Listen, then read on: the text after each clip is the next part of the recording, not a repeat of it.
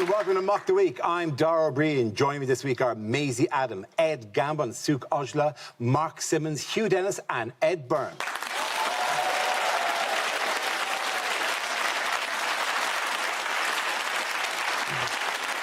As ever, we record under COVID limitations. All of our panellists are surrounded by perspex. Our audience are still with us because this is just before the full lockdown resumed. So they're here for the last time, and we have our Zoom crowd as well. Lovely to have you here, my Zoom crowd. Big round of applause plus you. Very good. We start tonight with a round call. If this is the answer, what is the question? On the board are 6 categories. Sukh, which category would you like? World news, please, Dara. OK, world news it is. The answer is 14 billion. What is the question? Is it the current price of a Freddo? I'm not sure of the regulations anymore, but is this how many people can you meet outside?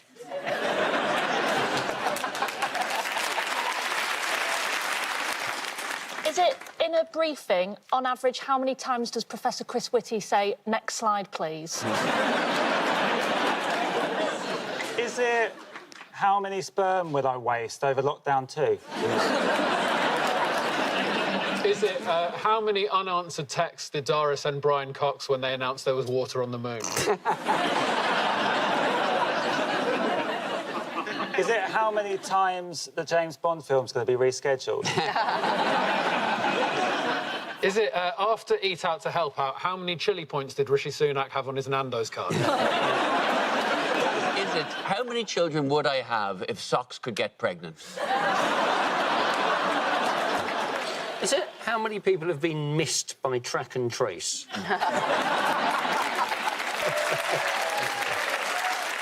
Is it how old is Joe Biden?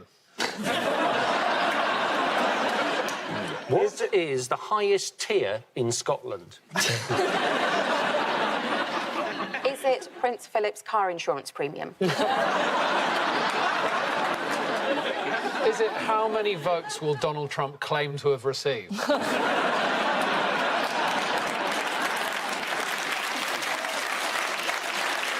How many uses can I get out of a single-use mask? I can smell that from here. OK, I'm going to move you towards the correct answer, if you can, please. Is it how much money was spent on the US election this year? Absolutely right. Thank you very much. Byrne. Yes, the question I was looking for was, what was the estimated cost of this year's American elections? This is the news that spending across the 2020 US federal elections almost doubled the amount spent in 2016, making it the most expensive American elections in history. Now, obviously, to say this, we're recording this on Tuesday evening. Just to add to the many fantastic difficulties of doing this show at the moment, we're recording it when the election hasn't actually finished, although it will be broadcast on Thursday when it has. So these questions are grammatically difficult. So my first question is, will have had the election that will happen? And why? Well, I'll cover a broad base, just so we're covered. That old man won, and a lot of people were angry. OK. It's going to be terrible for Trump psychologically, because he'll have lost to a 77-year-old. And he himself is 74, isn't Yes. So they call it the presidential election, but effectively, it's the Antiques Roadshow. If he wins, you know, they'll accuse us of having underestimated Trump. But it's not that. We just overestimated Americans. It's amazing they're spending so much more than us on elections, and they still might end up with a horny blonde idiot with coronavirus. There is a lot of discussion about the 14 billion, which is only marginally more than the UK test and trace system. But the elections will deliver our result, yes, which is more than the UK test and trace system has. So how did they ramp up their campaigns? He did 4 rallies in a day in Pennsylvania. Yeah, it's incredible. Oh, He's got an energy of a racist half his age. There's something quite Liam Gallagher about that, isn't there? He just looks like he's got, fuck off, Noel. I think Biden is definitely the best person to take over because he's got a lot more experience with pandemics, having lived through cholera, the plague, and whatever killed the dinosaurs. Who joined Joe Biden on the campaign trail? Obama. Obama did, yes, he did, yeah. What did we see Obama do? He threw a basketball into a net, and it was very impressive. He didn't just throw a basketball into a net, though. No. He threw a basketball into a net, and instantly I was pregnant.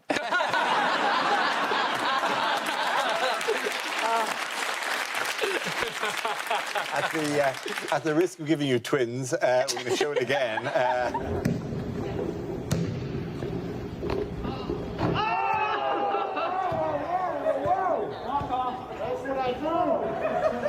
That's what I do! Oh, my Lord! Oh, yeah. Oh, he's amazing. I definitely felt something there. Is he for real? The best thing about that as well is Joe Biden at the end. Just you can so see he's like, I wish I could do that. Yeah. The reality is that if you had Joe Biden doing a sport and then being like, that's what I do, it'd be just him doing like lawn bowls, going, that's what I do. Do you think he took him aside after that and went, well, next time, will you let old Grandpappy get one too? You're not making me look cool. What, you think he should lift him up? Yeah. You can dunk now, Joe. Joe, put it in. Get me in now. We're up to the last time then. What's going on here? He's probably going, this is the actual deal I did with the devil.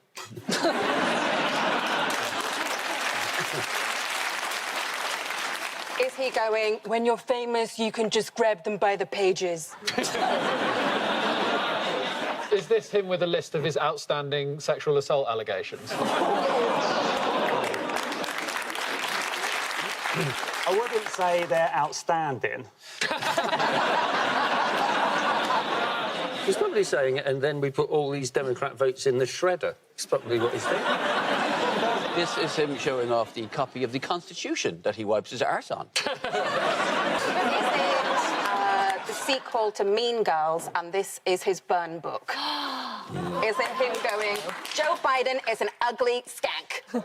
Do not trust him. Meanwhile, what did presidential candidate Kanye West get for his wife Kim Kardashian for her 40th birthday? Oh, this is mad. A hologram of her dad. Of her dead dad. Yes! You put it like that, it sounds wrong. I mean, he's so arrogant that he brought back her dead dad to say that he was a genius. Yes. This is part of the speech done by the hologram of Robert Kardashian. You married the most genius man in the whole world, Kanye West. Not his actual words, scripted for the dead man by Kanye West. It's the weirdest... It's so mad. It's so mad. If you were going to be speaking as Robert Kardashian, like, if I'd have made that hologram, I would have made him apologise for getting OJ off. Oh, I'm sorry, too soon. Move on. Don't you think, though, that Dead Dad Hologram is the album David Bowie never made? It'd be great to win arguments. I think everyone should get a hologram of their partner's dead dad. Go like, it's your turn to do the washing up, and if you don't believe me, listen to your dead father. Oh. He's right. Why don't you just make a glove puppet of your partner's dead father? What's that? Mary's dad? Oh, Mary could do more around the house. He should be allowed to go for drinks with his friends. She's a great disappointment to me. Don't put me back in the box. Don't put me back in the box. You're going back in the box, Mary's dad. If it hadn't been for that heart attack, I would have died of shame at the same Can I just say, I think it's quite nice. I think she should be allowed to grieve her dead dad. As she chooses to, you know. I would have loved to have heard my dad say, I'm proud of you. You know, he's not dead.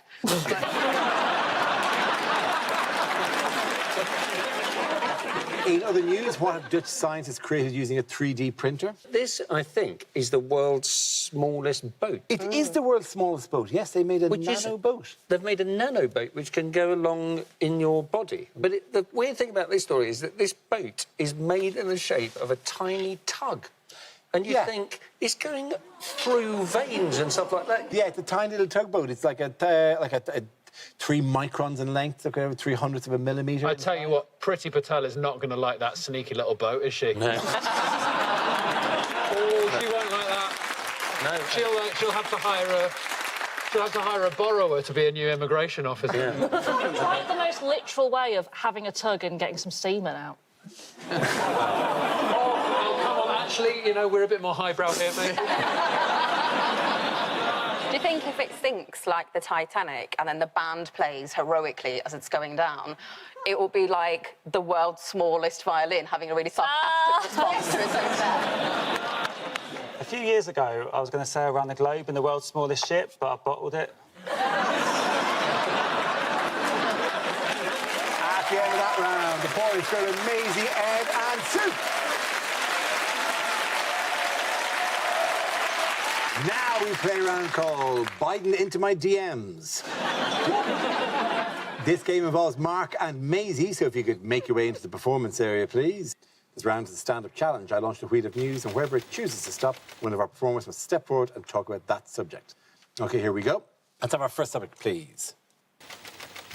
And the first subject is lockdown. Who wants to come in? Maisie. Yep, as you can tell by my haircut, I dealt with the first lockdown really well. really well. What's it called? Business at the front? Where the hell's the back? I spent lockdown and lived with my boyfriend and my brother, which is an interesting combination. Obviously, love them both very, very much. I feel like I should also acknowledge that they are 2 different people, by the way. They're 2 very different people.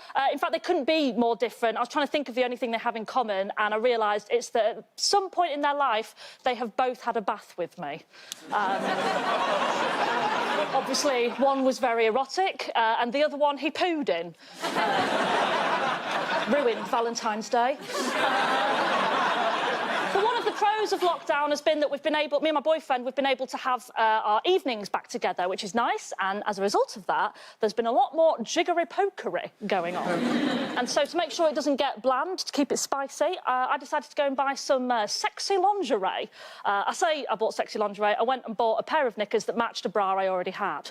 But that's because sexy lingerie is expensive. It's really expensive, right? You can tell because when you read the labels, they all sound like very posh sports. But I decided to buy this lingerie, took out a 3-year loan to get it, and do you know what? It took me that long to put on. I was in the bathroom for ages trying to get it on. There was straps this way, straps that way. By the end, I looked like a pork joint in a butcher's window. But I'm there, trying to psych myself up, right, going, you're sexy, I've got the moisturiser on, I've put my sexy playlist on. I was like, Alexa, play aubergine emoji playlist. Right, I was in the zone.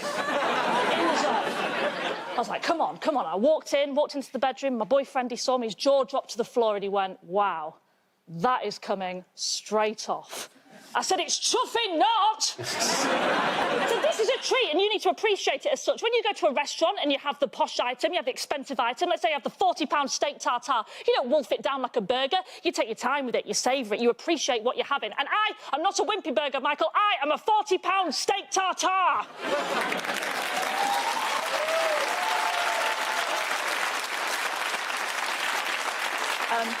But apparently, by the time I've explained all that, the moment's gone. But in fairness to him, it might not be the rant that put him off, because in all fairness to him, he has had to get used to banging, essentially, a back-to-front Joe Exotic. Thank you very much, Maisie. OK, that leaves us with Mark. Let's see what your topic is. Let's spin the wheel. And the topic is jobs. So I don't really like the people that work at the train station. They can be a bit annoying. I went there the other day, went up to the desk, I said to the man, can I have a cheap ticket to London, please? He said, it's peak time. I said, OK. Can I have a cheap ticket to London, please? I used to work in a cinema. This one day I was supposed to start work at 9, got there at 9:30.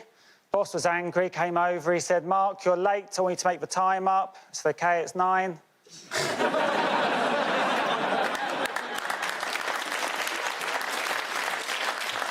I was on the ice cream counter, guy came up, he asked for 1 scoop and sauce. I said, Rihanna's pregnant, and my mate Steve told me.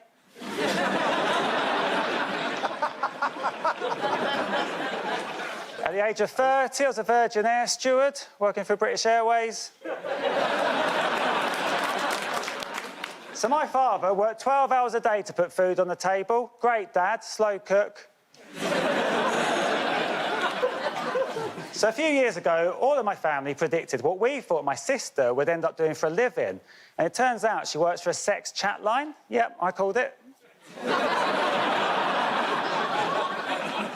My girlfriend's not very supportive of my job. The other day, she was like, Mark, all your jokes are all made up rubbish. Why talk about something real? Don't know what she's on about. And you've got a girlfriend. Thank you. Very good. Thank you very much. At the end of the round, the points go to Maisie. Come back.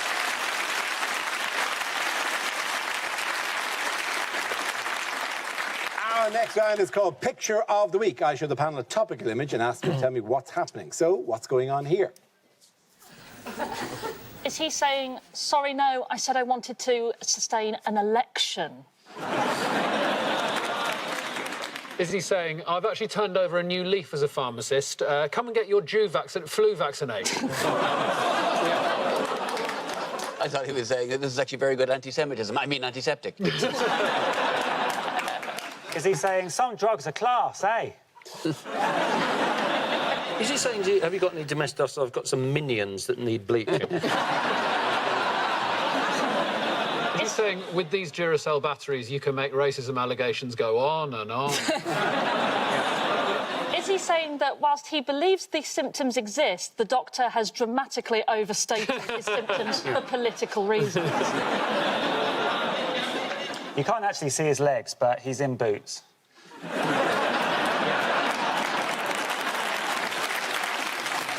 It's not that, no. Is he the only white pharmacist in this country?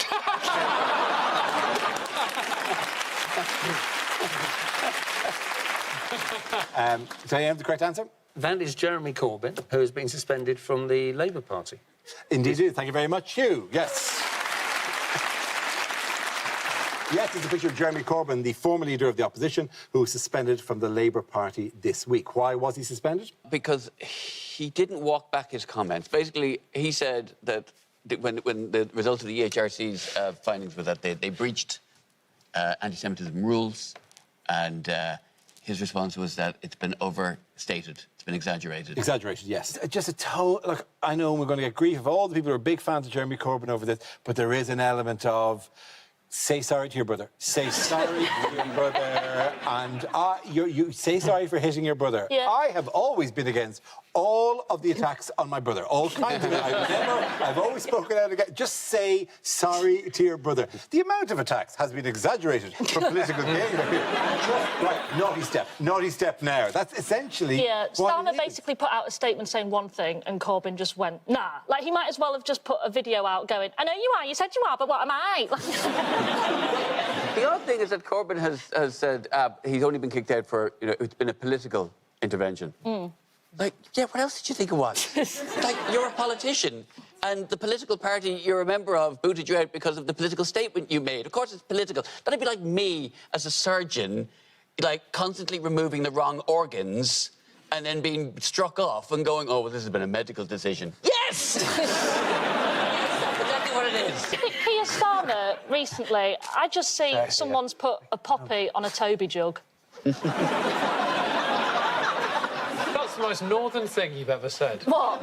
Poppy on Toby jug. It wouldn't look out of place in Carvery. OK, this is offensive now, Ed. This is offensive. I understand there were some offensive comments made, but it wasn't to the extent that the media made it out. The worry is, apparently, the Labour Party will now go into civil war, won't it? And it will break into lots of little factions and things. But that might be planned, because if the factions are small enough, each faction might be able to spend Christmas together. In other news, what major announcement did Boris Johnson make this week? I'll do that with less joyous. Sorry, it's only because I reckon it's another topic, but really, it really didn't merit a happy thing. In other news, what major announcement did Boris Johnson make this week? There's going to be another lockdown. There is another lockdown. This goes out during the lockdown. These were the last days of freedom. We spent them making this show for you. So stay in your house and watch it. I think we know what it's going to be like this time. So I think that every Thursday night at 8 o'clock, to make ourselves feel better, we should just, everyone in the country, go to the doorstep and go, ah!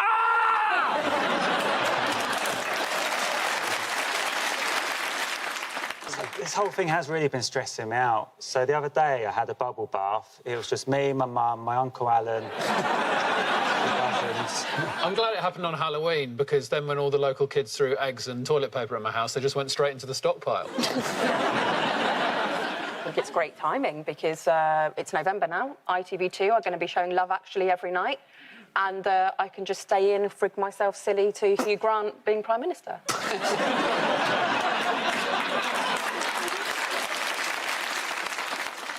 How delayed was his briefing? Like, it went on... It kept getting pushed back, and both Little Mix's TV show and Strictly were delayed as a result of it. It's like Boris's thought was like, who would be the worst people to make angry in this situation? Oh, I know, hormonal teenagers and menopausal women. And within that Venn diagram, the gays.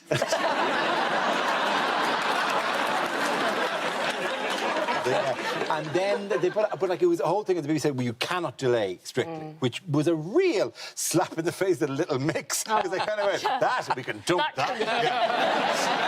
That is ballast, right? That is gone. But Strictly, no, do not touch Strictly. I think Boris just wishes he was on Strictly secretly. That's... It's also just Strictly combines his two greatest skills, making a fool of yourself and having affairs.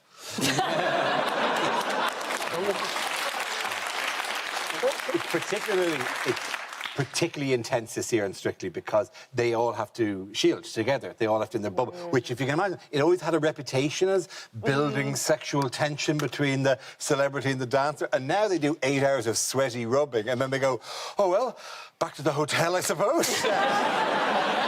I mean, honestly, they're going to be all over each other. Apart from Bill Bailey, who will not do anything wrong. We know Bill Bailey, old friend of mine. Bill Bailey will be there with a theremin on the edge of the... There'll be some dancer going, oh, take me now, Bill, the tension is too much. And they'll go, no, first I shall do the countdown theme in the style of polka. At the end of that round, the polka's going to end. Hugh and Mar! Now we come to scenes we'd like to see. So if everyone can make their way over to the performance area, I'll read out this week's topics, and then we'll see what our panelists can come up with. OK. Here we go. The first subject is unlikely things to say when running for president. Silence, worms!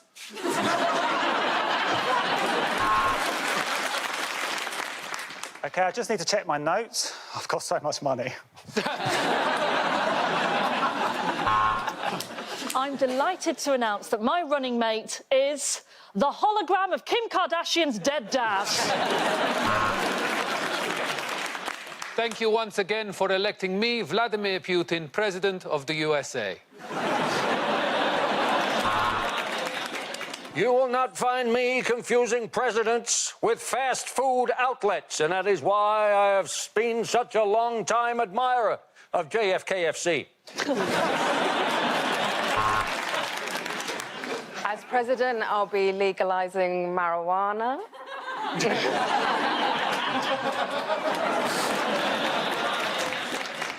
Ladies and gentlemen, I want to be your president.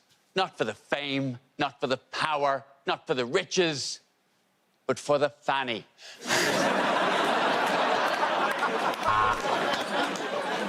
This week I will speak in 4 states. Angry, tired, psychotic, medicated.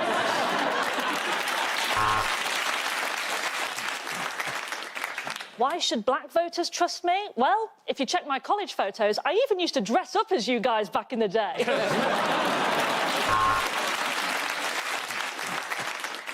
In light of recent events, we've decided to postpone all campaign activities. It's called Self-Care Babes. Look it up.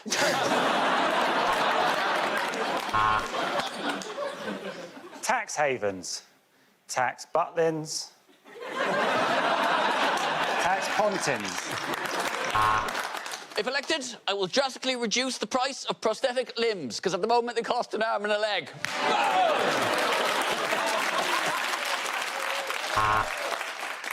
I will not be running in 2020.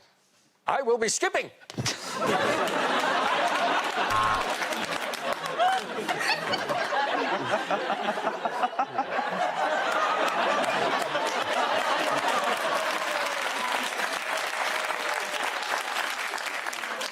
I can't deny it. I did send those explicit images, but in my defence, I had just had my arsehole bleached, and I was very pleased with how it came out.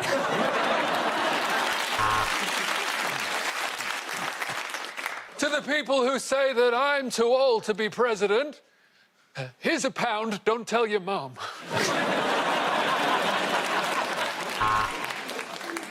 Yes, we can. Lock her up. Drain the swamp. Hands face space. Oh, my God. I can't stop. Speaking in threes. Someone please help. The allegations of voter fraud are ridiculous. My opponent is just jealous of my popularity with the dead. I'm running for president, and what do you do? Advisor? What do you do? People say I have alienated too many people to be elected president. And to those people, I say, fuck off. OK, the next topic is things you wouldn't hear on a cookery show. Sorry, onions always make me cry because my mother was killed by an onion truck.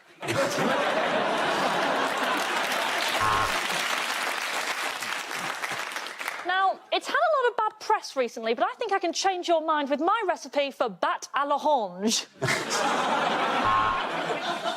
If you are going to Google this recipe, do be aware that Coq au vin does bring up a lot of dogging websites.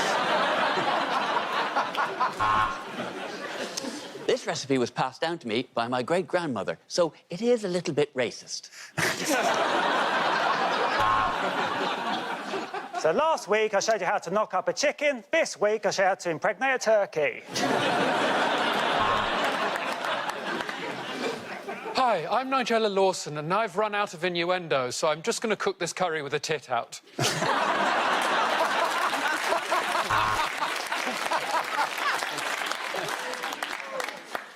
And of course, you can get these from the supermarket, but I prefer to grow my own Haribo. Well, they're a very sad pair of dumplings, but they're still hosting MasterChef.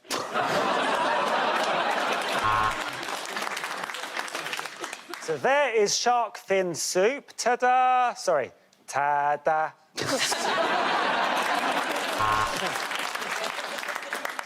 Now, in America, they call these eggplants, but in the UK, we simply call them chickens.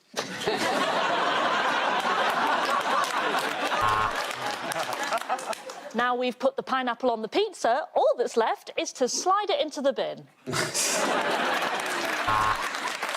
So, is it a cereal?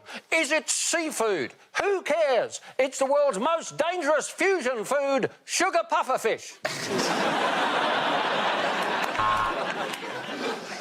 Core 2 apples. Sorry, core 2 apples.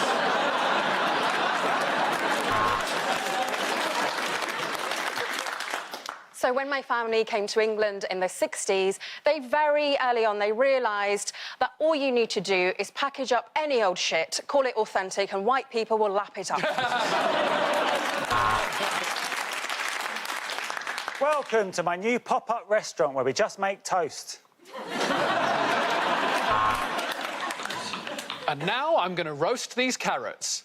Yeah, you wonky orange knobs. So we just wait for that to rise for a minute, and if it doesn't, I'll pop another Viagra. It's another lockdown, so you know what that means? It's another series of Cooking Wild Pest!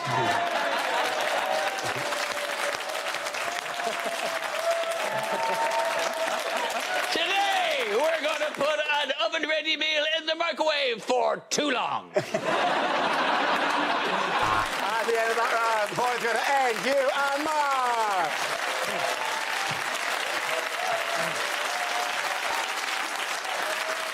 And that's the end of the show. This week's winners are Maisie, Adam, Ed Gamble and Sukh Ojla. Commiserations to Mark Simmons, Hugh Dennis and Ed Byrne. Thanks for watching. I'm Darryl Green. Good night.